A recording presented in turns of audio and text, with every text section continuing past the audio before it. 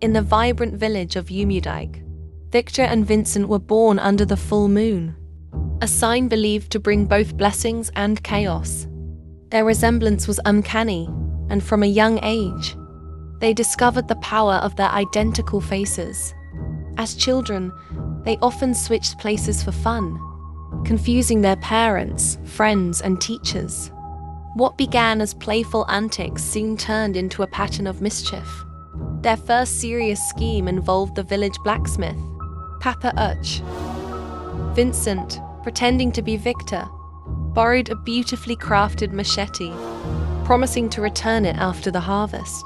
When Papa Uch approached Victor for the machete, Victor denied ever borrowing it. The blacksmith was furious, but the twins' charm and wit allowed them to escape punishment. "We'll be rich someday, Victor," Vincent said after the incident. "We just have to be smarter about it." During the annual Yam Festival, Vincent devised a plan to win the prized goat given to the best farmer.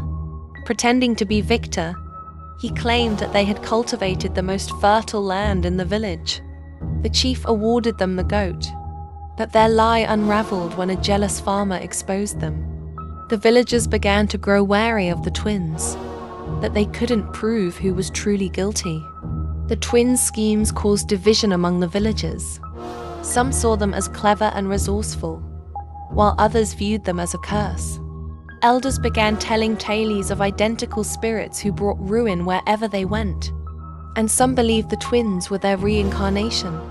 Victor, feeling the weight of their actions, began to regret their schemes.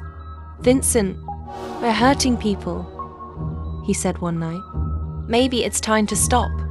But Vincent scoffed. "You're too soft, brother. This is how we survive." A wealthy merchant named Alhaji Musa arrived in the village, offering to buy palm oil in bulk. Vincent saw an opportunity to make a fortune. Pretending to be Victor, he collected an advance payment, promising to deliver the oil in 3 days. When the deadline passed, the merchant demanded his oil. Victor, unaware of Vincent's scheme, was dragged before the chief. "You've crossed the line, Victor," the chief said sternly. "You and your brother will repay this debt, or you'll be banished." Victor confronted Vincent, furious about being implicated in the scam. "You've taken this too far, Vincent.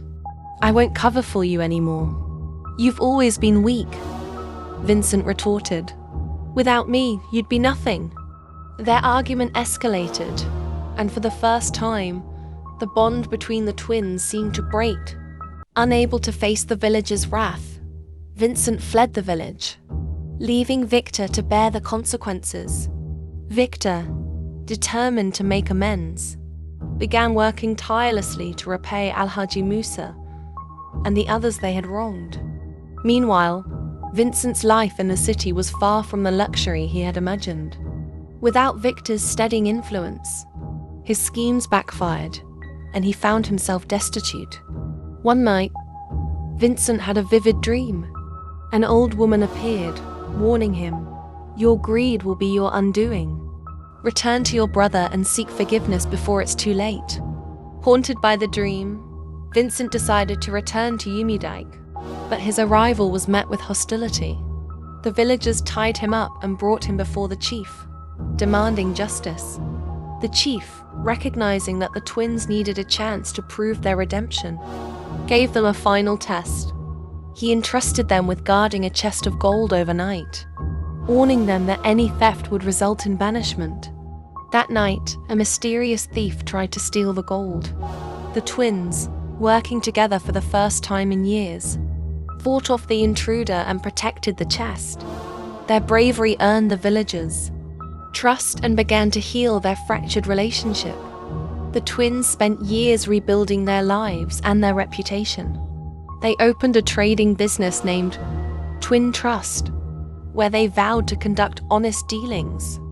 Their story became a legend in the village, a cautionary tale about greed and the importance of unity. In their old age, Victor and Vincent were celebrated as wise elders who had turned their lives around.